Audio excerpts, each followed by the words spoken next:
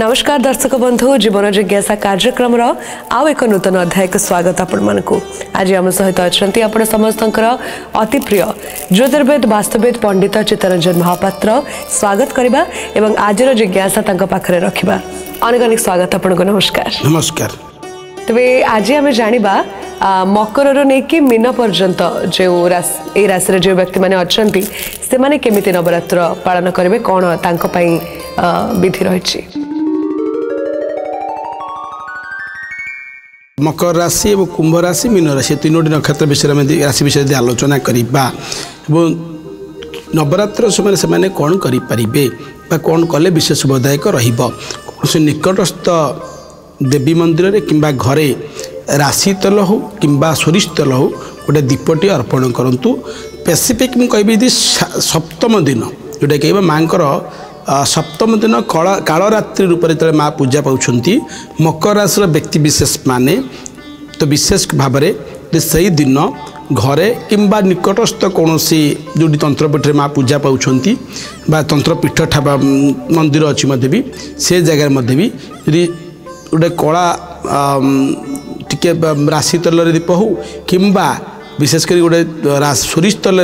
दीप अर्पण करती माँ को आराधना करती पूजा अर्चना करती मकर राशि व्यक्ति विशेष माने विशेष लाभान्वित यह समय हुआ सप्तम दिन जोटा कालरात्रि पर पूजा पाँच नवरात्र सप्तम दिन एवं किसी कला रंगर शाढ़ी एवं मिठा बा प्रसाद आकार भोग करती मदी माँ पाखे विशेष भाव आपण कि नवरात्र बहुत किसी उन्नति से दिन सप्तम दिन जो कालरात्रि जो पूजा पाँच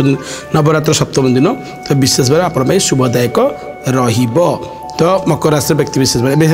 कुंभ राशि व्यक्ति विशेष महिला माने एवं विद्यार्थी माने तत्सहित तीन नक्षत्र व्यक्ति विशेष मान यदि आलोचना करवा आप राशियाधिपति ग्रह शनि यदि पारिबे किछि से घीर दीप अर्पण करूँ जेकोसी निकटस्थ तंत्रपीठ पूजा पाता माँ मंदिर हो कि घरे किछि राशि पकई सप्तम दिन माँ कालरात्रि पूजा पाँच से दिन किसी राशि पकई दीपरे कला राशि पकई दीपरे यदि अर्पण कर दीप माँ पूजा अर्चना करती आपणकर शनिर ग्रह जहाँ पीड़ा अच्छी शांत और राशियाधिपति आप शनि मत भी संतुष्ट हो पारि हेतु लुहा कंटाटे पकई भी गोटे लुहा कंटाटे पकई भी दीप माँ को अर्पण करंतु एवं आउ कौन करें यदि पारे मत भी शनि मंत्र जप करूँ पठन करूँ। ओम सूर्यपुत्राय विद्महे शनिश्चराय धीमहि तन्न सौरी प्रचोदयात् आउत्र मंत्र कही रखुछि। ओम सूर्यपुत्राय विद्महे शनिश्चराय धीमहि तन्न सौरी प्रचोदयात् यही मंत्र 7 थर 21 थर 54 थर कि 108 थर से सप्तम दिन माँ जो पूजा पे कालरात्रि रूप जो नवरात्र सप्तम दिन घरे कि मंदिर रे जप करंतु पठन करंतु देखिए आपण जीवन में बहुत उन्नति घटव नवरात्र समय रे एवं एत सहित देखा मीन राशि शेष राशि जोटा मीन राशि अधिपति ग्रह होते बृहस्पति आपण नवरात्र सिद्धिदात्री रूप जो माँ पूजा पाइबे नवमी दिन निकटस्थ कौन मंदिर को जातु सेठी माँ को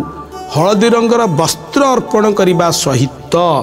किछि पद्म फूल एवं लाल मंदार फूल माँ को अर्पण करंतु देखिए ये नवरात्र समय आप भाग्य उन्नति करे और कर्म उन्नति करेब। जो माने विद्यार्थी माने अच्छे विशेषकर से माने